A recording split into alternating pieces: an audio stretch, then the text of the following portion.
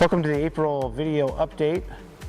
A couple things we want to remind you of. Number one is, now that games have started here in April, make sure you guys are still getting in to do your extra work.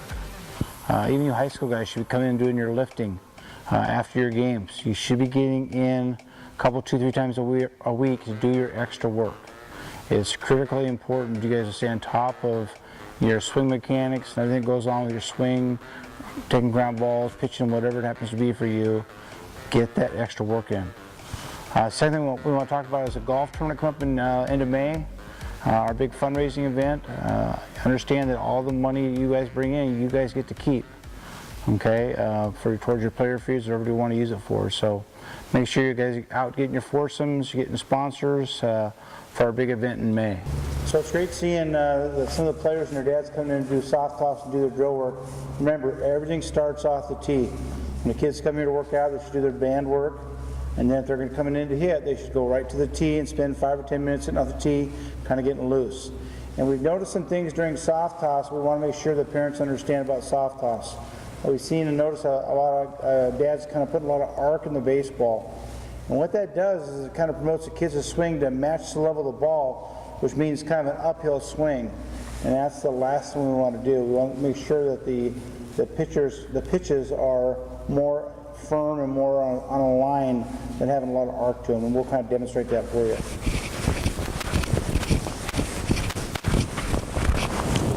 So what we mean by arc is when the ball comes in at a real high angle and comes down, kind of like slow pitch softball. That doesn't do the kids much good. We want the pitches to be firmer like this, and that promotes more of a flat swing, realistic for most of the kids from a game situation. So it's great that you're doing it, dads, but just make sure we're doing it the right way to give yourself the best chance to hit. And the same thing goes for batting practice. Rather than stand real far back in the cages and throw BP and have a lot of loft to it, stand closer and throw firmer. Okay? At some point in your son's career, the key for him to be a hitter is learning how to handle velocity.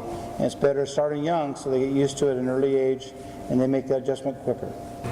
Part of your routine when you come in to do extra work should also be taking a round or two off the machine. But we see some kids in here taking 15 to 20 to 30 swings in a row without taking any kind of a break at all. And I relate that to going to the driving range with one club. I mean, you have to work on all facets of your game. So after you've taken, 3 or 4 or 5 swings, like Ryan's doing right now, this is his 5th swing.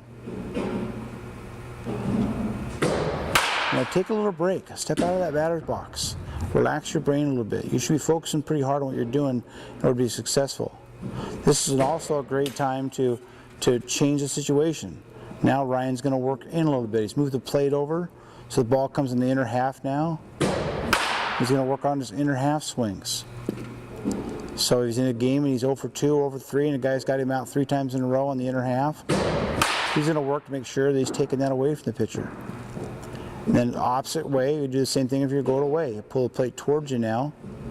Now you're working like 0 and 2, looking for something on the outer half that you can drive to the right side of second base. Baseball is so mental and it's so important for you to be mentally prepared to be able to handle all the different situations that are going to come up as you move up the ladder of baseball. And be able to handle the ball in and out is part of that. And then as you get a little bit tired, either mentally or physically, it's a great time to work on some bunts. Don't ignore the bunt game. Just because you're a number 4 hitter now at 13 or 14 years old doesn't mean when you become a freshman in high school and make the varsity, you're not going to be batting 8 or 9, and a coach is going to call on you to do your bunts. So all this stuff's important when you come here to do your work. We want our guys not only to be hard workers, but smart workers as well. So it's great that you come in here. Just make sure you remember, work smart when you're here.